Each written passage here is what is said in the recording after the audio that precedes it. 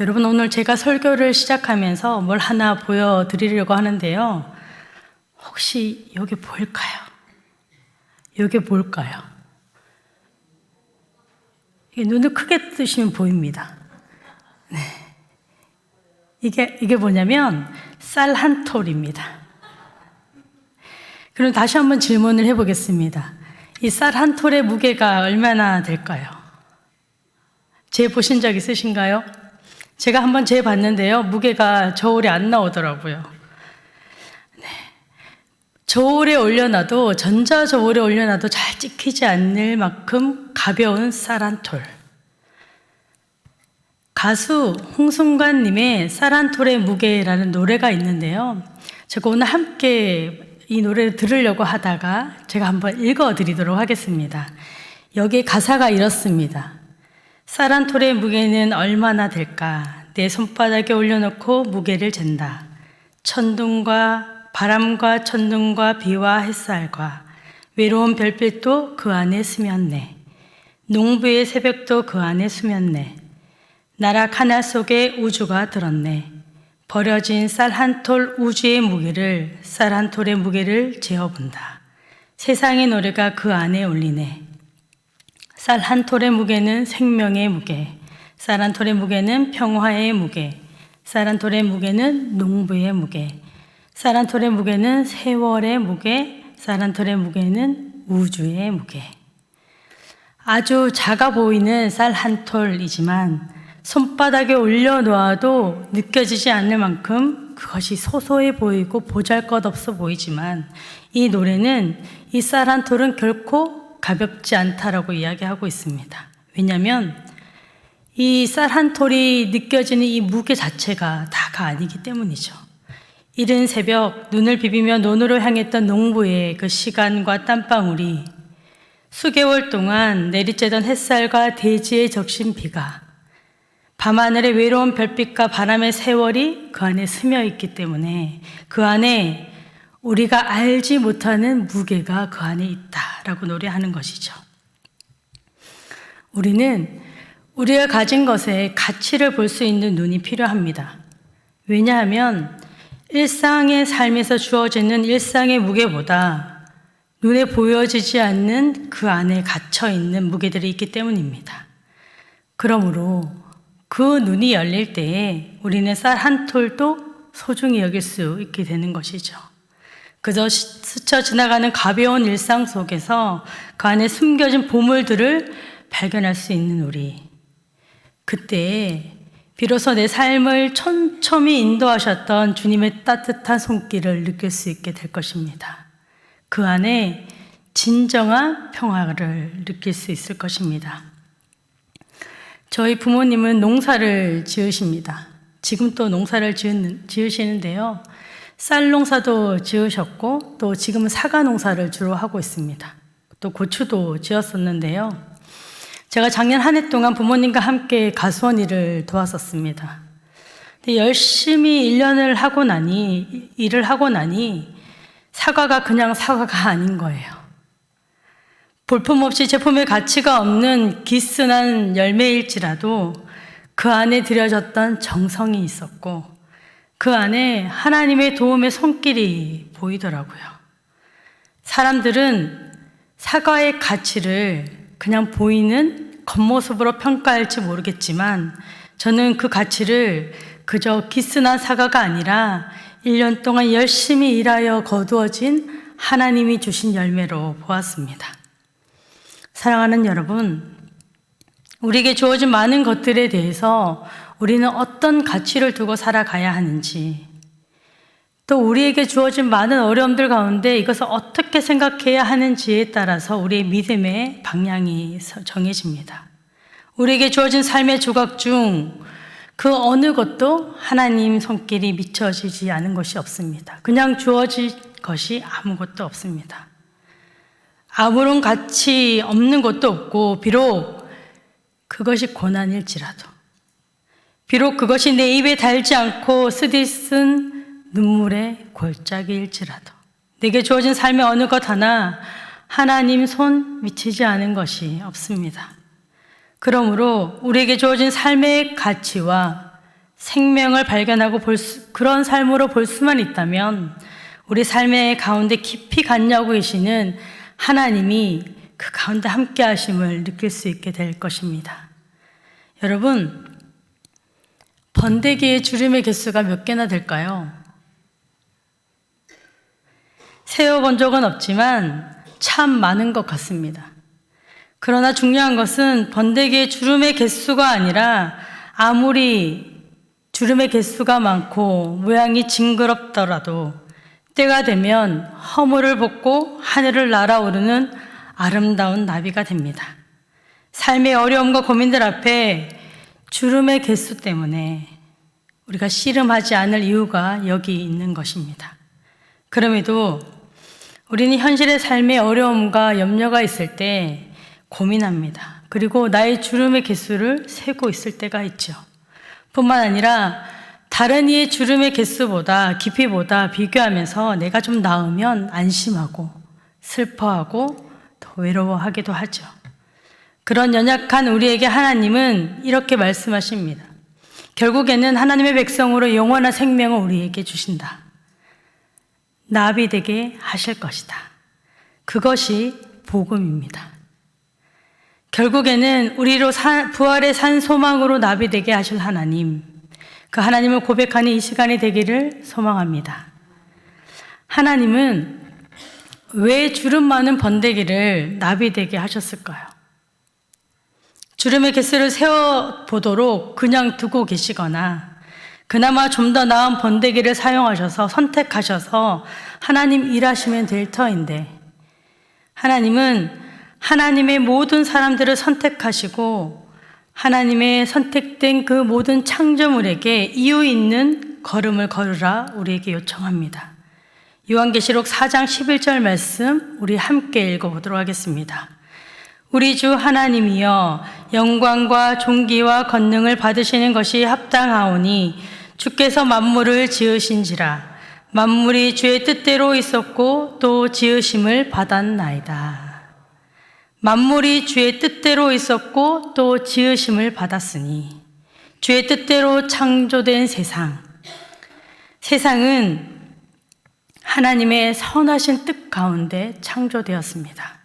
그러므로 하나님의 뜻에 맞게 창조된 백성들의 아름다운 걸음은 하나님의 영광을 드러내는 삶을 살아야 한다는 것이죠. 그것이 합당하다 성경은 우리에게 말씀합니다. 많은 주름이 있는 순간에도 하나님의 영광을 드러내는 삶을 살아라 라고 하는 것이죠. 그것이 하나님이 우리를 지으신 목적입니다. 번데기를 나비 되게 하신 하나님의 목적이기도 하죠. 하나님은 이스라엘 백성들을 참 사랑하셨습니다. 그리고 그들을 향해서 너희는 하나님의 백성이야, 하나님의 선민이야 라고 불러주셨죠. 그런데 그 하나님의 백성의 삶들이 순탄치만은 않습니다. 때로는 그들을 낮추기 위해서 그들은 광야를 걸어야 했고, 또 때로는 죄악을 고치기 위해서 이방 나라의 포로로 끌려가기도 했습니다. 뿐만 아니죠. 멸망하는 극한의 상황까지도 그들로 하여금 목도하게 하셨습니다. 하나님의 백성인데도 말입니다. 인생의 밑바닥, 사방이 꽉 막힌 듯한 절망의 순간을 지나면서 선택된 백성들은 낙심할 수 있겠죠. 그리고 이렇게 말할 수도 있을 것 같습니다. 하나님 계시지 않나 보다. 하나님이 우리를 버리셨나 보다. 하나님은 더 이상 나의 하나님이 아니신가 보다. 눈에 보이는 환경, 당장에 주어진 고통스러운 상황만 보면 이스라엘 백성들의 삶은 너무 처절했고 황당하게만 보여집니다. 그럼에도 불구하고 그 깊은 어둠 가운데 하나님 말씀하시죠. 아니다. 내가 너희를 사랑하기 때문이다. 그래서 내가 너희를 구별하였고 진정한 생명의 길로 인도하기 위해서 너희를 광야로, 너희를 그 어두움 가운데 있게 하였다. 성경은 말씀합니다. 하나님의 깊은 뜻, 우리가 알 수 없었던 그 뜻, 우리를 향한 끝없는 사랑이었고 계획하심이었습니다. 그러므로 하나님의 뜻을 바로 알기 위해서는 그 안에 감추인 것을 보아야 하지요. 그곳에 숨어 있는 하나님의 뜻을 바로 알기 위해서 노력하는 삶을 살아야 합니다. 이것이 복음입니다. 그래서 복음의 비밀이라고 하죠. 이 복음이 하나님께서 우리에게 거저 주신 능력이죠. 우리의 신앙생활에도 하나님의 백성들의 삶과 그 여정과 참 닮아 있습니다. 우리는 예수님을 믿습니다. 예수님을 나의 구주로 고백하며 살아가지요. 그런데 왜 우리는 늘 탄탄대로를 복된 일만 가득하지 않을까요? 여전히 힘들고 어려운 현실을 우리는 왜 마주해야 할까요? 왜 때로는 텅 빈 마음 갖고 공허하고 세상에 나 혼자 버려진 인생처럼 외롭고 쓸쓸하게 느껴지는 것일까요? 우리가 이런 영적 침체와 낙심에 빠지는 이유는 늘 내 중심적으로 관점을 보고 상황을 보고 내 마음의 만족스러운 결과만을 기대하기 때문입니다. 그러나 여러분, 우리는 스스로 대단한 존재인 것 같지만 하나님 앞에서는 그저 쌀한톨에 불과합니다. 쌀한톨 안에 숨겨진 것을 보아야 한다는 뜻이죠.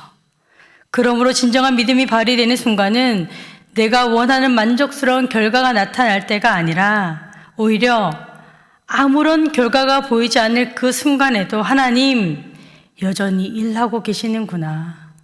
여전히 주님이 내 인생의 주님이십니다 라고 고백할 수 있는 것. 나의 주권을 이양해서 주님 앞에 나아가는 것이 복음의 신비를 살아내는 삶입니다. 오늘 우리가 함께 읽은 로마서는 사도 바울이 고린도 지역에서 로마에 있는 성도들을 향해서 눈물과 열정으로 쓴 편지입니다. 당시 로마 교회 안에는 행위로 구원을 받는다, 할례를 받아야 한다, 그런 율법적인 사고에 갇혀있던 유대교 그리스도인들이 있었습니다. 바울은 그들을 권면하고 동시에 이방인들 성도들에게 복음의 참된 의미를, 비밀을 선포하기 위해서 간절한 마음으로 이 편지를 썼습니다. 이 편지는 로마의 사람뿐만 아니라 다음 세대, 그리고 그 다음 세대, 그렇게 이어져서 지금 우리에게도 믿음으로 말미암는 복음, 즉 하나님이 의로 여기시는 복음 안의 은혜를 경험하게 해줍니다. 로마서는 이러한 쌀한톨 안에 우주가 숨어 있는 것처럼 복음의 세계를 우리에게 보여주고 있는 것이죠. 수많은 신학자들이 로마서를 일컬어 신약 성경의 다이아몬드라고 이야기하면서 가장 순수한 복음서라고 극찬하고 있습니다. 종교개혁가 칼빈은 이렇게 말하기도 했습니다. 누구든지 로마서만 제대로 알면 신약 성경 전체의 가장 심오한 보물들로 걸어가는 문이 열리는 것과 같다. 이토록 소중한 로마서의 핵심 구절이 우리가 오늘 읽은 로마서 3장 21절 말씀입니다. 우리 함께 읽어보도록 하겠습니다. 이제는 율법 외에 하나님의 한 의가 나타났으니 율법과 선지자들에게 증거를 받은 것이라. 아멘. 과거에 하나님은 유대인이라는 특별한 민족을 선택하셔서 구약의 율법을 주셨고 언약을 맺으셨죠. 그래서 유대인들에게 하나님의 의란 행위로 율법을 철저히 지키는 것이었습니다. 하지만 인간은 연약하기 때문에 율법을 다 지킬 수 없었습니다. 그럼에도 불구하고 유대인들은 하나님의 마음을 알기보다 자신들의 좁은 시선과 기준의 테두리 안에 하나님을 가두어 버렸죠.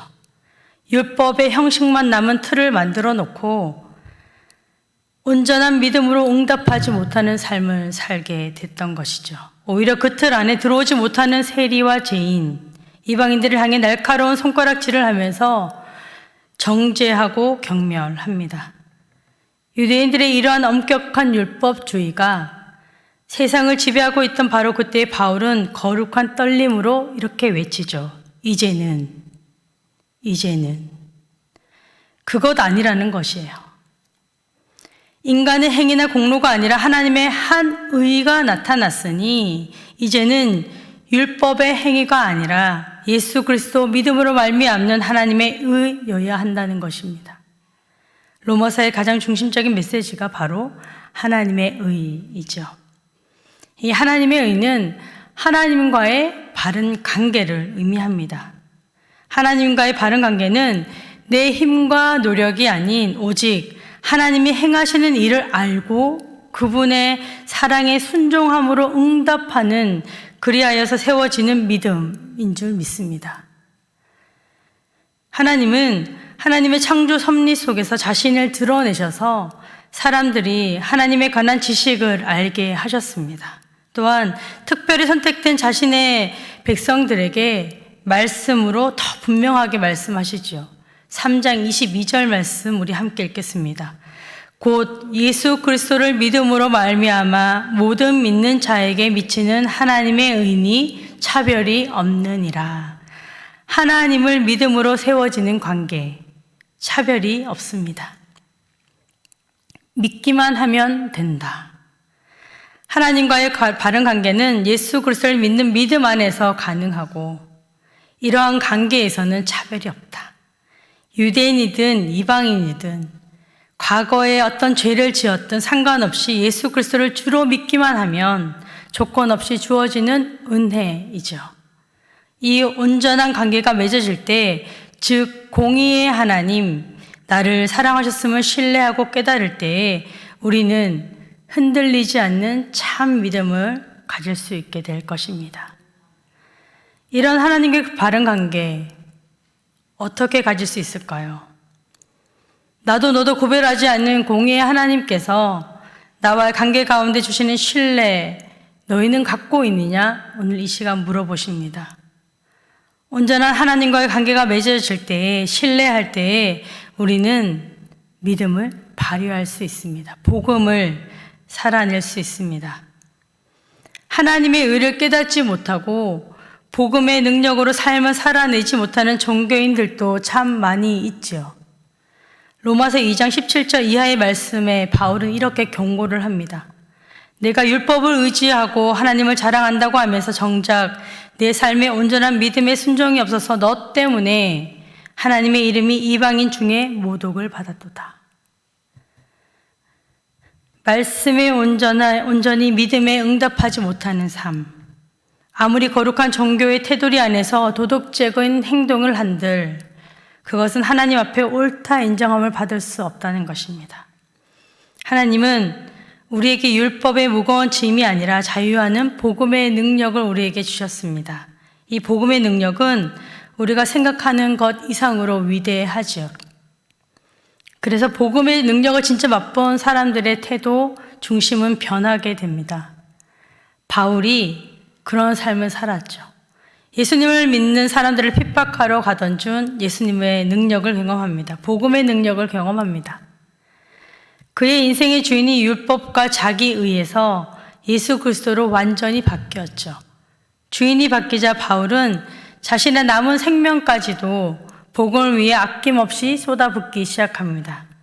복음의 능력은 단순히 예배당 안에서 흘려보내는 눈물이 아니라 내 삶의 주권과 가치관이 송두리째 바뀌는 역사를 의미합니다. 이제는 내가 사는 것이 아니요 오직 내 안에 그리스도께서 사시는 것이라. 때로 복음의 능력을 살아갈 때에 그 결과가 내가 생각하는 것과 다를 수 있습니다. 내가 기도한 그 순간이 즉시 이루어지지 않을 때도 있습니다. 그러나 복음의 능력을 경험한 사람에게는 그 능력의 이상의 세상의 기준이나 눈앞의 결과가 아니라 하나님의 주관하시는 인생, 온 우주를 주관하고 계시는 하나님의 능력, 그 능력이 우리 안에 나타날 줄 믿습니다. 사도행전 17장을 보면 바울이 2차 전도 여행 중에 당대 최고인 철학자와 지성인들이 모여있던 아덴에서 아레오바고 설교를 하는 장면이 나옵니다. 바울 역시 당대 최고의 학문을 닦은 엘리트였죠. 세상 학문을 내놓으라 하는 학자들 앞에서 온갖 우상이 득실거리는 그곳에서 바울은 당당하게 예수 그리스도의 십자가와 부활을 선포합니다. 그러면 세상적인 스토리로는 그 지성인들이 바울의 설교에 감동하여서 수천 명이 뒤집어지는 역사가 일어나야 하는 것이 맞지 않겠습니까? 하지만 사도행전 17장 32절은 이렇게 기록하고 있습니다. 그들이 죽은 자의 부활을 듣고 어떤 사람은 조롱하고 어떤 사람은 이 일에 대하여 내 말을 다시 듣겠다 하니 그들은 복음을 비웃었습니다. 대다수의 사람이 듣지 않고 떠나갔습니다. 눈으로 보기에는 아무런 결실 없고 실패한 사람처럼 설교처럼 보이죠. 그렇다면 바울이 선포한 복음이 능력이 없어서였을까요? 그렇지 않습니다. 그 당시에는 눈에 보이는 화려한 열매가 없는 것 같았지만 나중에 디오누시오라는 관리와 다말이라는 여인이 그 복음을 믿고 주님 앞에 돌아오게 되죠. 특히 디오누시오는 나중에 아테네 교회의 최고 감독이 되었습니다. 끝까지 신앙을 지키다 순교한 위대한 믿음의 거장이 되었던 것이죠. 복음의 능력은 나의 결론적인 기대와는 다른 능력일 수 있습니다. 그러나 내게 능력이 되기 위해서 내 중심적 열매가 아닌 하나님의 열매를 기다리며 예수님의 기준 안에 두는 내 믿음이 있어야 될 줄 믿습니다. 성경은 예수를 믿는 사람들 때문에 하나님의 이름이 사람들에게 버림을 받게 된다고 말씀합니다. 하나님과의 올바른 관계를 갖지 못하는 그리스도인들 때문에 기독교가 예수님이 많은 사람들에게 지탄이 되고 있다라고 하는 것이죠. 왜 그렇게 되었을까요? 성경은 이렇게 말씀합니다. 하나님의 의를 온전히 드러내지 못하는 그리스도인들로 인해 하나님의 의가 드러나지 않았기 때문이다. 기독교 그 영원한 진리 안에 숨겨진 많은 비밀들이 드러나지 않았기 때문입니다. 로마서 3장 23절에서 24절 말씀 우리 함께 읽겠습니다. 모든 사람이 죄를 범하였음에 하나님의 영광에 이르지 못하더니 그리스도 예수 안에 있는 속량으로 말미암아 하나님의 은혜로 값없이 의롭다 하심을 얻은 자 되었느니라. 아멘. 죄 많은 우리 유대인이나 헬라인이나 다 죄인이다. 어느 누구도 예외 없이 모두 죄인이다. 유대인이나 헬라인이나 세상에 잘난 사람이나 못난 사람이나 하나님 앞에서는 다 연약한 죄인일 뿐입니다. 그런데 안타까운 것은 우리가 여기에서 키 재고 있는 모습들이 있는 거죠. 서로 경쟁하고 판단하고 상처를 주죠. 이것이 오늘날 한국 교회의 아픔이며 어쩌면 지금 우리가 살고 있는 삶, 공동체의 부끄러운 단면일지도 모르겠습니다. 하나님은 공의로우신 분이기 때문에 하나님의 의를 드러내지 못하는 죄인을 그냥 내버려 두실 수 없으셨습니다. 사랑하는 자녀가 잘못된 길로 걸어갈 때 부모가 그냥 방관하지 않는 것처럼 사랑하기에 징계하시고 고쳐서 바른 길로 걸어갈 수 있도록 인도하시죠. 마찬가지로 하나님은 죄인된 우리를 심판하셔야 했습니다.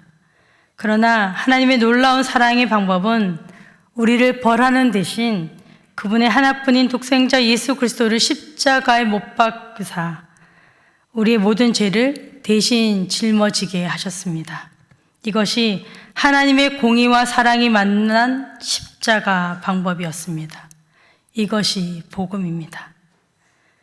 사람들에게 복음이 무엇입니까? 라고 물어보면 십자가요 라고 짧게 이야기합니다. 십자가 대속의 은혜로 거저받은 생명 맞습니다. 십자가이죠. 그러나 이 십자가가 하나님의 사랑으로만 끝나는 것이 아닌 내게 부어진 하나님의 사랑으로 들어와서 거저 주신 하나님의 사랑이 그 사랑이 되어서 하나님의 사랑을 드러내는 삶으로 살아가는 것. 이제는 나의 기준을 돌려 하나님 기준으로 나의 삶을 살아가는 것. 믿음의 증거를 받을 때에 하나님은 우리에게 의로운 사람이라 칭해 주십니다. 복음의 세계, 그 복음의 값어치, 그 안에 숨겨 있는 뜻을 발견하는 우리 모두가 되기를 소망합니다. 그리고 그분께 온전히 맡겨드려서 하나님의 의가 나의 삶에서 드러나도록, 그럴 때 우리가 살고 있는 이 세상이 비록 녹록지 않더라도, 비록 어렵고 힘들지라도 그 안에 감사와 기쁨과 견뎌냄과 인내와 승리의 삶이 있을 줄 믿습니다. 마지막으로 제가 좋아하는 목사님이 그렇게 말씀하셨습니다. 주님이 사용하신 그때는 우리의 부러진 다리와 꺾여진 날개일 때야. 아무것도 할 수 없을 그때에 우리를 사용하지. 정답도 오답도 다 주님이 갖고 계시면서 그냥 내가 할 수 없음을 고백하는 그것이 중요하다네. 왜냐하면요, 그때 주님이 하시기 때문입니다. 그 안에 주님의 뜻이 있기 때문입니다. 오늘도 주님의 뜻을 발견하며 살아가는 우리 모두가 되기를 소망합니다. 찬양하며 나아가겠습니다.